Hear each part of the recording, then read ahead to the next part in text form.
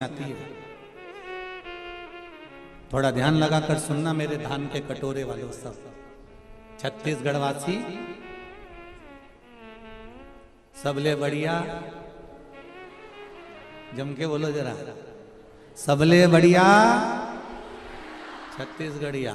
तो मेरा छत्तीसगढ़ वालों से निवेदन है, और जितने लोग टीवी के माध्यम से कथा सुन रहे हैं और जितने लोग आस्था चैनल फेसबुक यूट्यूब के माध्यम से कथा सुन रहे हैं, अपने जीवन में एक बात उतार कर रखना रामचरितमानस की।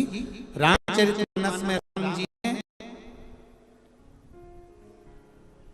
रावण की ओर देखा, लंका की ओर देखा, और लंका की ओर देखकर राम जी ने हनुमान जी को समझौता करने के लिए भेजा। जाओ हनुमान, जरा समझौता करना है रावण से। इतने में जामवंत, अंगद और जितने बानर थे वो बोलते हैं, प्रभु काय को समझौते की बात करते हो, मिटा देते हैं उस रावण को। देरी नहीं लगेगी, चुटकी भर में उस रावण को मिटा देंगे।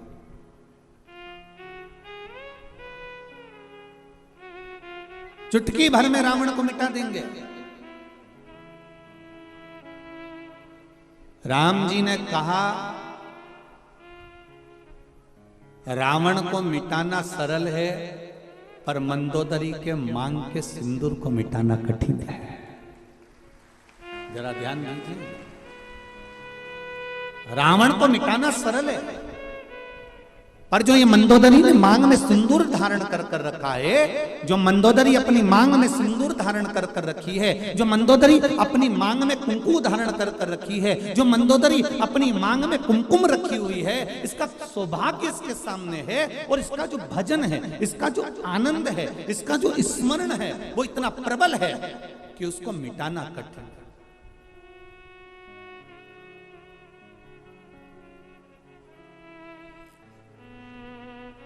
एक बात कहना चाहूंगा बहुत अच्छे से। आदरणीय गृह मंत्री जी हमारे यहाँ कथा में श्री ताम्रध्वज साहू जी यहाँ बैठे हुए हैं। आप तो आज आए हैं, पर आपके घर से जो बाईसा हैं, आपकी जो धर्मपत्नी है, हमारे लिए तो माता के तुल्य हैं। हमने देखा कल भी, परसों भी, 2 दिन से हम लगातार देख रहे हैं।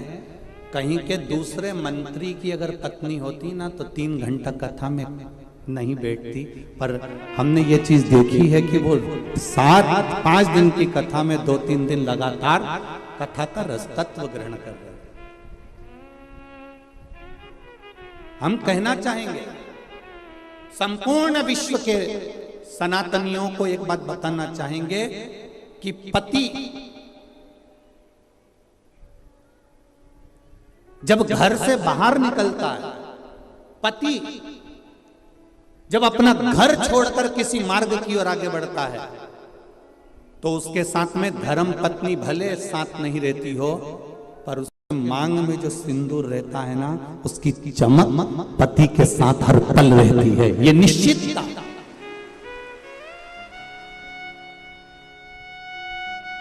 उसकी भक्ति का बल, उसके भजन का बल, उसके स्मरण का बल। अभी अभी आपने तुलसी जी और शालिग्राम की शादी जी करी होगी, बोलो सही है? एकादशी पर अभी तुलसी जी का ब्याह भगवान शालिग्राम जी के साथ लड्डू गोपाल के साथ करा होगा। जरा विचार करना, उस जलंधर को मारने के लिए देवताओं के पसीने छूट गए थे। क्यों? क्योंकि वृंदा के माथे का जो कुमकुम था, वृंदा के माथे का जो सिंदूर था, वो बड़ा प्रबल था, इसलिए जलंधर को मारना कठिन पड़ रहा था।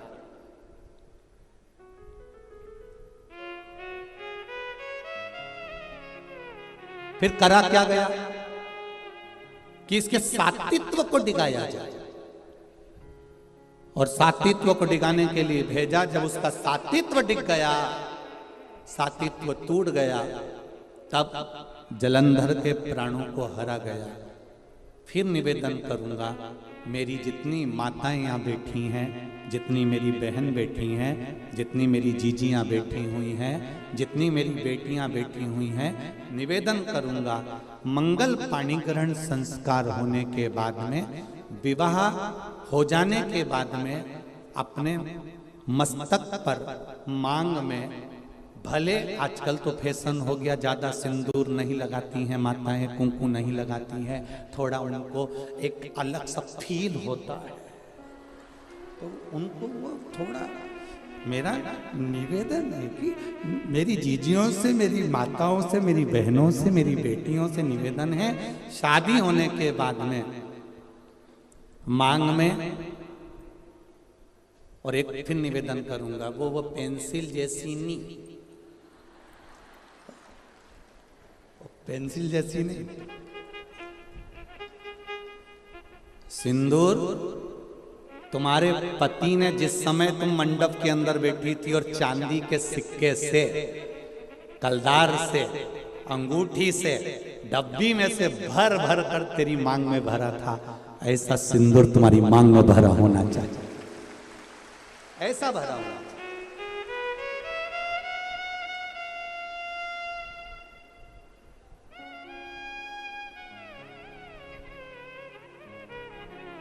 आपके माथे के सिंदूर, आपके मस्तक की कुंकू पर जो कुंकू आपने लगाया है, जो मस्तक पर सिंदूर लगाया है, वो बड़ा, हम सिंदूर और कुंकू का इसलिए बोल रहे हैं, टीकी का इसलिए नहीं बोल रहे हैं क्योंकि टीकी तो आज के जमाने में तुम ढूंढते रह जाओगे, एक छोटी सी पंखड़ी को भी काटते काटते, जैसे माथा की जूनी रहे, वो निकालो, फिर देखो, बस ऐसी इतनी छोटी सी टीकी माताएं लगाती बहू होती है, घर की जो स्त्री होती है, जो नारी होती है, पूरे परिवार में पहचान करना, पूरे परिवार का निवेदन, भार तत्व जितना भी होता है, पूर्वजों का, पितरों का, आहूतों का, वास्तुकों का, ये सारा भार घर की नारी के ऊपर होता है। थोड़ा सा इस मांग में रोटी बनाकर कौन देती है? अब जम के बोलिए, घर की कई लोग बोल रहे थे कि गुरुजी आप इतना लंबा तिलक लगा के आ जाते हो, कंकु यहाँ तक पोत किया जाते हो, तो हमने कहा तुम नहीं लगा रहे तो तुम्हारे बत्तल का हम ही लगा ले, उसमें कहा टेंशन ले, उसमें क्या जरूरत।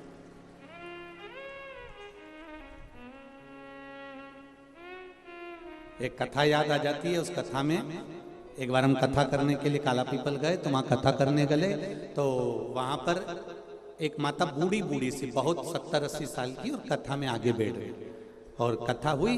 वो माता का नियम था, डंडा टेक के आती थी और 2 चोटी करके आती थी, एक में लाल रिबिन, एक में पीला रिबिन, 2 रिबिन पहले माता रिबिन बांधती थी, आप लोगों को ध्यान में होगा, ऐसा लाल, ऐसा गुत्ता गुत्ता गुत्ती गुत्ती यहाँ तक आती थी, और फिर जो स्कूल जाने वाली छोरियां होती थी, बेटियां, वो यहाँ से लेकर फिर यहाँ चिट्टा बांध लेती थी। पहले ऐसा चलता था, केला वाली चोटी। अब वो बुजुर्ग जो माता थी वो चोटी करके बैठ जाए, अब वो कथा करते करते करते करते बार बार ध्यान उसकी चोटी पे जाए। अब ऐसा होता है, अब कोई विशेष अगर कोई बैठे कोई आए तो उस पर ध्यान तो जाए कि आखिर, अब वो बार बार ध्यान जाए तो हमारा कथा में मन नहीं लगे। अब मन नहीं लगे तो हमने एक प्रश्न कर लिया, माँ आपसे एक बात पूछना है। कब बोलो गुरुजी। हमने कहा माँ बस इतना सा पूछना है कि सारी माताएं एक चोटी करके आती है, तू 2 चोटी करके क्यों आती है? उसने कहा महाराज जी